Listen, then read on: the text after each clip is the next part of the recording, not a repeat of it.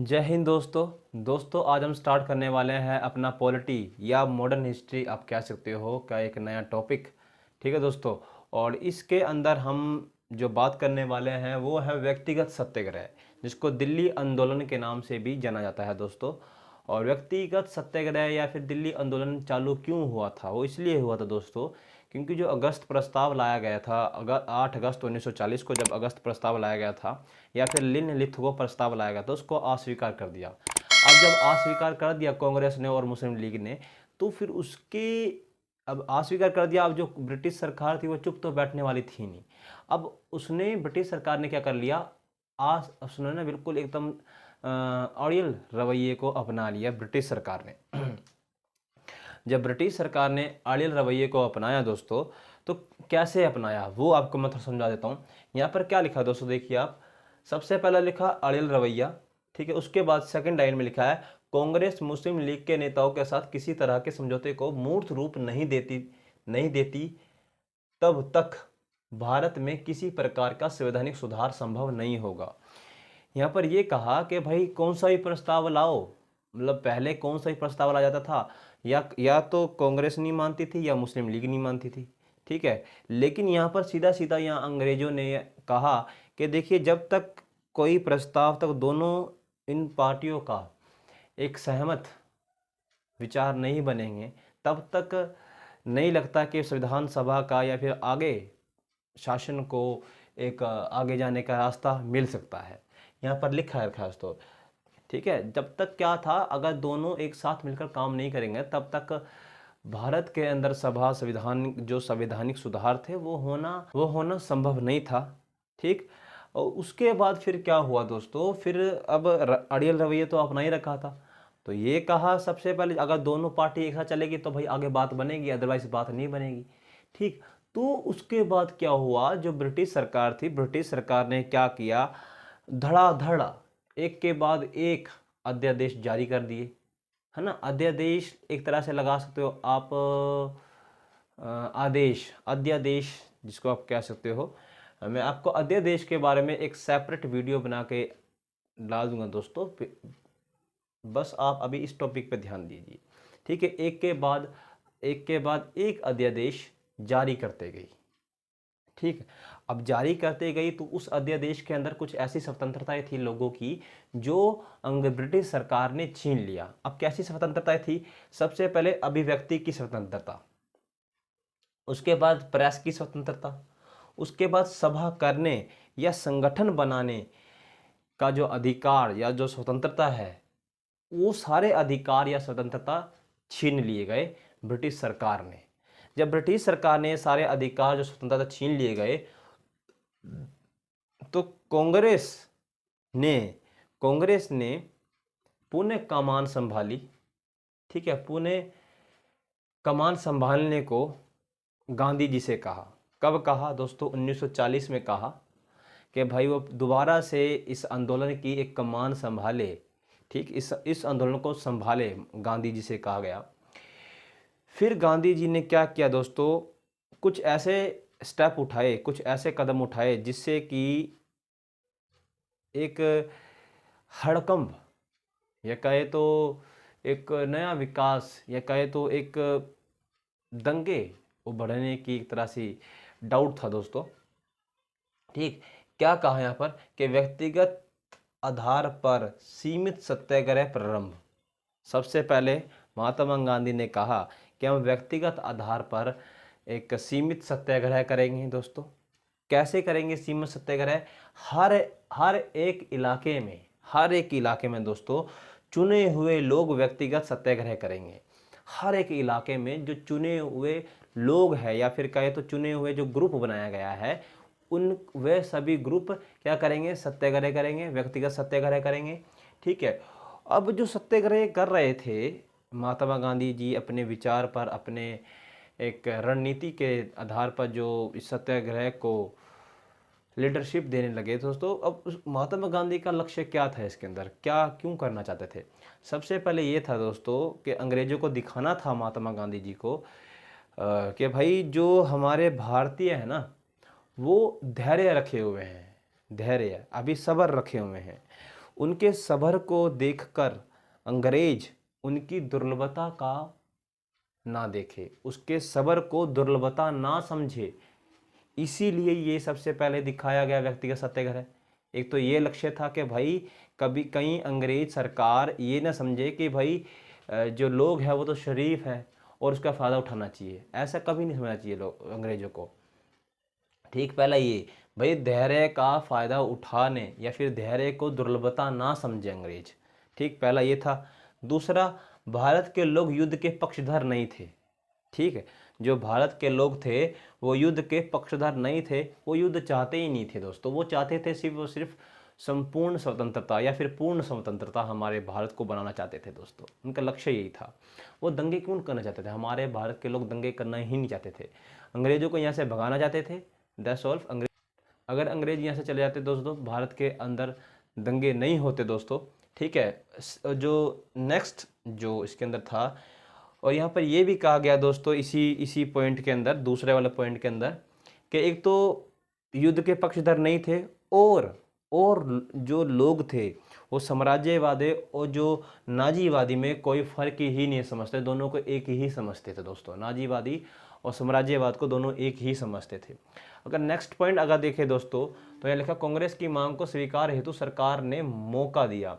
मतलब अब जो हमारे महात्मा गांधी जी थे, उन्होंने इस आंदोलन के तहत जो ब्रिटिश सरकार थी उसको एक मौका और दिया कि भाई जो कांग्रेस की जो मांगे हैं उनको स्वीकार करे, और स्वीकार करके उनको संविधान सभा बनाने का और संविधान के प्रति कार्य करने का, और जो पूर्ण स्वतंत्रता जैसे कुछ जो मांगे थी कांग्रेस की, उनको पूर्ण करे, है ना।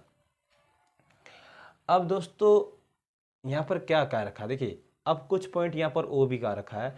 अभिव्यक्ति की स्वतंत्रता गांव से प्रचार करने हेतु दिल्ली की ओर। देखिए दोस्तों, अब यहाँ पर क्या था, अभिव्यक्ति की स्वतंत्रता से अभिप्राय ये है कि भाई एक व्यक्ति प्रचार करके वे किसी और भी अपना रास्ता बना सकता है। इसलिए यहाँ पर कहा गया है कि भाई जो व्यक्तिगत सत्याग्रह के अंदर जो लोग थे वे प्रचार करते करते शहर की ओर भी जा सकते थे, और शहर की ओर क्या, दिल्ली की ओर भी जा सकते थे वैसे, है ना, दिल्ली की ओर जा सकते। तो 17 अक्टूबर 1940 को विनोबा भावे को दोस्तों पहले सत्याग्रह घोषित किया। ठीक, उसके बाद जो द्वितीय सत्याग्रही थे वो नेहरू जी थे, द्वितीय सत्याग्रही। उसके बाद मई 1941 तक 25 सत्याग्रहियों को सविनय अवज्ञा के लिए दंडित भी किया गया दोस्तों। ठीक है ना।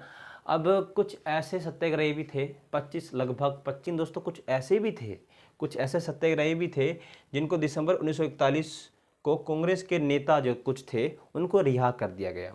अब जो कांग्रेस के नेता जिनको रिहा कर दिया गया, वे ना क्या करते थे, वे सीमा की वे चाहते थे, वे बिल्कुल अटूट थे, बिल्कुल एक्टिव थे कि वे सीमा की रक्षा करें और द्वितीय विश्व युद्ध के अंदर ब्रिटिश का सहयोग करें। वे जो नेता को छोड़ा था दिसंबर 1941 में, जो 25 नेता थे कांग्रेस के, उनको छोड़ा था, वे 25 नेता चाहते थे ऐसे। ठीक है दोस्तों, ठीक है, जिसको एक और प्रस्ताव लाया गया। ठीक, एक और प्रस्ताव लाया गया दोस्तों, कांग्रेस कार्यकारी समिति ने प्रस्ताव पेश किया, मतलब कांग्रेस ने एक और प्रस्ताव लाया।